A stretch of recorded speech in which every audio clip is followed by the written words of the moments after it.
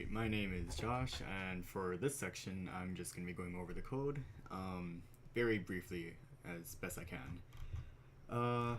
So in the main Windows XAML C# folder file, it really just handles anything to do with this XAML, which is just the UI section. And in it, we just have like a stack panel with two menus, or I guess it's more of a dock panel, and then a dock panel of the menu, and just a label to show the connected IP. These are placeholder values. That's not the real thing that shows up. So in the C#, we have a constructor which just does all the basic initialization. Nothing too special. Just gets JSONs for settings and profile related things, and then loads all the hotkeys, which I'll talk about later. So this function simply just loads hotkeys, and this function just unregisters all of them. This is an overridden method for on closing, and basically right before I close, I of course want to unregister all the hotkeys because it'd be pretty bad if the hotkeys still existed even after the application closed.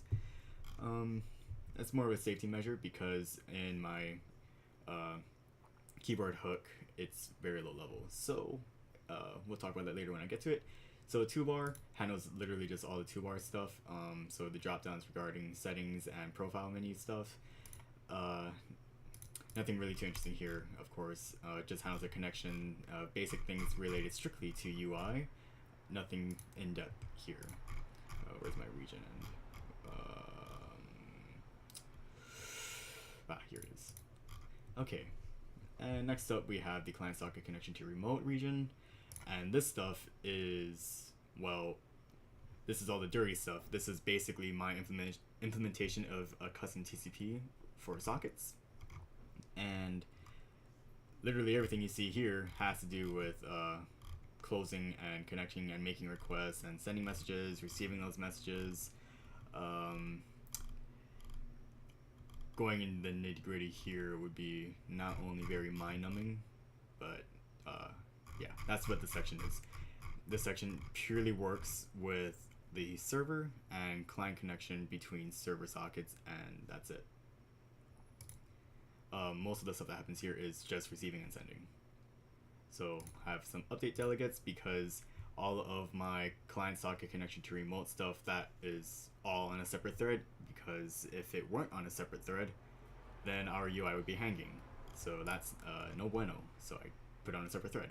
And if I want to act with the UI thread, then I have to make a delegate to the main UI thread and perform my updates there. So that's what all these delegates are. They're just methods for me to update my UI.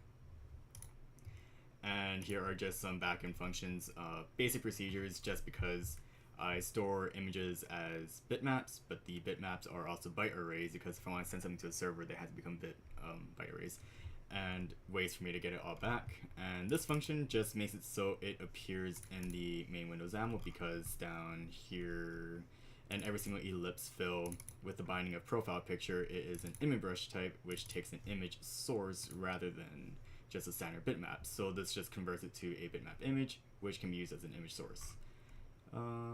That's that. This function here just converts any message that comes in as a byte array and puts it back as the client message object, and this does the reverse of that, but it is standardized to any object. So that's pretty much it for the update delegate. Oh, sorry, for the OBJ to byte and byte to OBJ procedures. And finally, we have textbox XAML, or I guess not finally. And what this does is it handles the text being sent to the server. So because of the nature of how this program works, when a user is in a game and they hit the hotkey, which is what this event is, it is connected to the main Windows XAML. Maybe not here, but it's connected to the main Windows XAML as an event. Actually, I believe I do this in the what's it called? My constructor. Where does it happen? Right here. So yeah, happens in the constructor.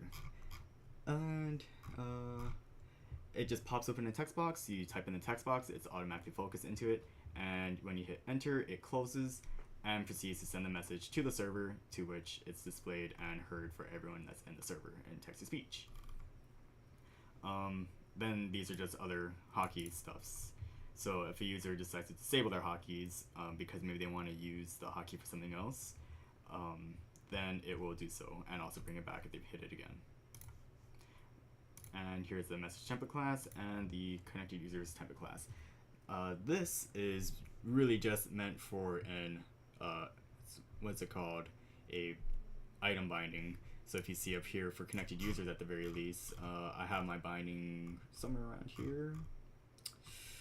So it's binded to the item source here, and this connected users would just be the section where the users pop up, and makes it just really easy for me to just update it seamlessly without changing indexes or removing and adding. That's pretty much it for the main window. So the server, this is extremely nitty-gritty, so I will just explain what each thing does. Set up server, sets up the server. Close all sockets on a disconnect or shutdown. It will close every socket and every client that's connected so that no one's just left hanging wondering what's happening. Accept callback. When a user connects, it will connect them and add them to the list of all the clients. Receive callback.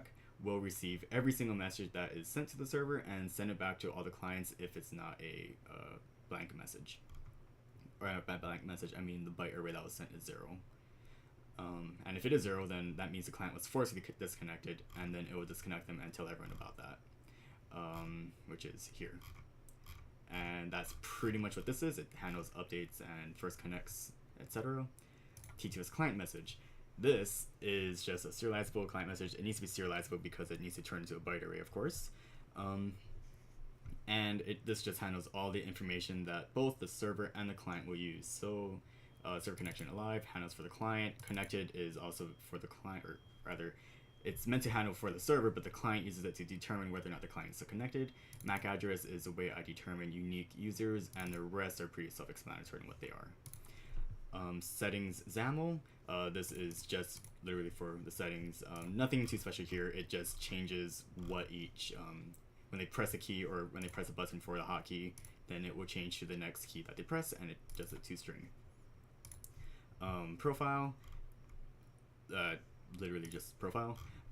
Only interesting thing here is when they click on the ellipse, it has a special mouse down event so that you can select an image, and when they click on save, it closes, and then it causes the when to close event, which will send the update to the server so that everyone on the client side knows, hey, I either changed my name or my profile picture or both, so update those things. And that's all that happens there.